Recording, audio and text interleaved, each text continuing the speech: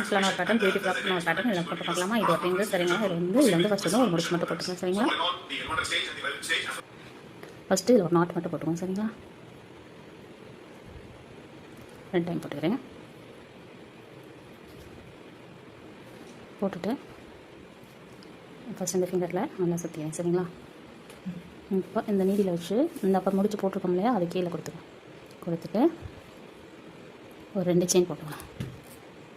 1 2 chain போட்டுக்கோமா? அதுக்கடுத்து ஒரு தடவை 2 தடவை சுற்றி கொடுக்கலாம் சரிங்களா? அப்போ தான் உங்களுக்கு அந்த பேட்டர்ன் வந்து கரெக்டாக உங்களுக்கு நல்லா கிளியராக தெரியும் சரிங்களா?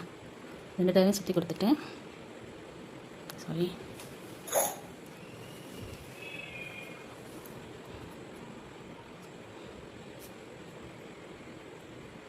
2 டைம் உள்ள சுற்றி கொடுத்துட்டு வெளில எடுத்துக்கோங்க சரிங்களா?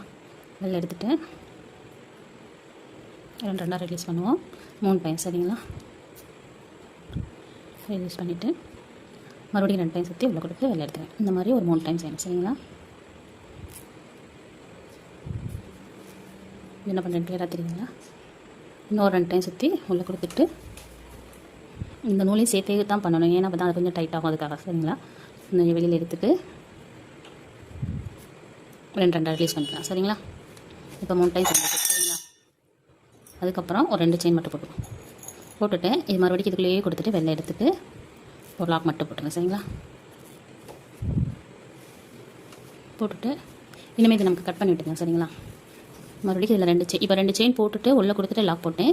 இப்போ மறுபடியும் 2 செயின் போட்டுட்டு திருப்பி வந்து நம்ம இதை தான் பண்ண போகிறோம். அதுக்கு முன்னாடி நான் இது பயங்கர டிஸ்டர்பன்ஸாக இருக்குது, இதை கட் பண்ணி விட்டுருக்கேன் சரிங்களா?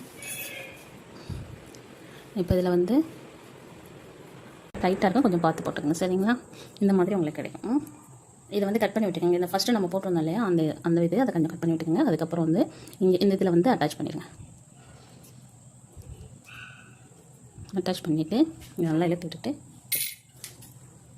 இதை கட் பண்ணிவிட்டு இதை நல்லா டைட் பண்ணிக்கலாம் சரிங்களா? உங்களுக்கு இந்த மாதிரி தான் கிடைக்கும். இதுக்கப்புறம் இதை நீங்கள் பின்னாடி இப்படி வச்சுட்டு இதை க்ளூ வச்சு ஒட்டிட்டா ஒன்று தெரியாது சரிங்களா?